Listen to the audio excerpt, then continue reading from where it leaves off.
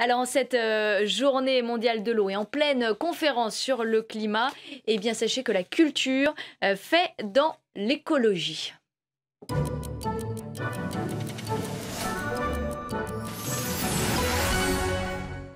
Et on en parle avec Christophe Combarieux. Bonjour Christophe. Bonjour Brigitte. La culture qui vit à l'heure de la COP21 aussi. Il y a beaucoup de spectacles autour de ce thème. Alors vous en avez retenu quelques-uns. On va commencer par un film jamais projeté en salle, mais qui sort exclusivement en DVD. Un film qui s'appelle Chloé et Théo. Alors ce n'est pas un hasard s'il paraît justement en ce moment même. Alors c'est pas du tout un hasard. Je pense que la COP21 y est pour quelque chose effectivement. Il sort en VOD et en DVD et c'est bien plus qu'un film. Je dirais que c'est vraiment un événement. On est un peu entre la comédie et le drame avec ce film. On suit l'histoire de Théo, donc, qui est inuit et qui fait le voyage jusqu'à New York pour aller rencontrer justement les leaders du monde industrialisé pour les convaincre de faire de la lutte contre le réchauffement climatique justement un combat et une priorité absolue. Sans ça, son monde sur la banquise risque d'être bien compromis pour l'avenir. Sur place, il rencontre donc une jeune femme qui est Chloé, une SDF fanatique de Bruce Lee, et ils se lient d'amitié et ils décident tous les deux de se battre pour faire un peu changer les choses, évidemment. Voilà. C'est finalement une sorte de fable initiatique qui, je crois, réussit à éveiller un peu les consciences et donne un peu aux pessimistes la possibilité de croire un peu en l'avenir. Voilà. Ça vient de sortir donc chez M6 Vidéo. C'est avec Dakota Johnson et Mira Sorvino. Et si vous voulez, on envoie un extrait. Ah bah oui, on peut, oui. I want to tell you about a man I once knew. He lived his whole life under a big, open sky. So he left his homeland at the top of the earth, and he came to the south, where the rest of us live. A freaking Eskimo? I have an important message. Wait, let me take this from the top. Your name is Teddy. Theo, On a mission from God.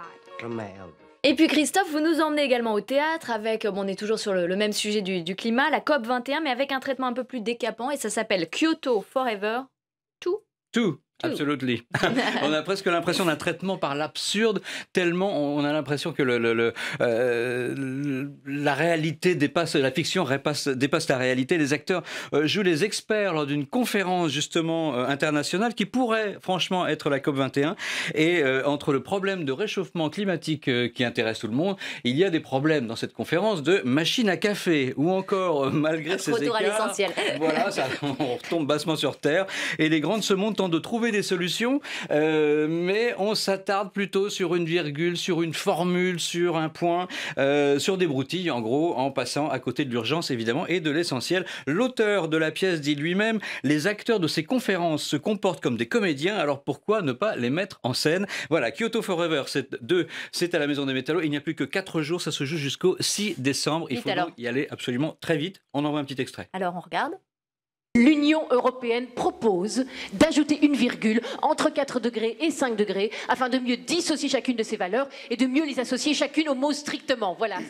Merci Union européenne. Alors je rappelle quand même qu'il y a 44 alinéas dans notre préambule et 12 chapitres au total dans notre texte d'accord. Donc si vous pouviez... Puis 2 livres. Absolument, puisqu'on est dans la COP21, il y a 2 livres particulièrement importants. Celui de Naomi Klein qu'on connaissait pour Nos logos ou encore La stratégie du choc. Ah voilà, ça y est, ça s'affiche. Changer, le voilà. Vous le voyez, c'est 620 pages qui mettent en lumière les effets du capitalisme sur le changement climatique et vice-versa. Et puis le second trouve aussi sa place puisque il prouve que quand les hommes politiques croient profondément au changement, ça marche. Et c'est donc tout le sujet du pouvoir d'agir ensemble, ici et maintenant, de Rob Hopkins et de Lionel Astruc, également chez Actes Sud, à ne pas rater. Voilà, il y a moins de pages. Voilà, c'est plus abordable. C'est plus abordable. Merci Christophe Combarieux. À la semaine prochaine. Très bonne semaine à vous. C'est la fin de cette édition. Merci de nous avoir suivis. Très bonne journée sur LCP. J'aurai le plaisir de vous retrouver demain, comme chaque jour à 8h30.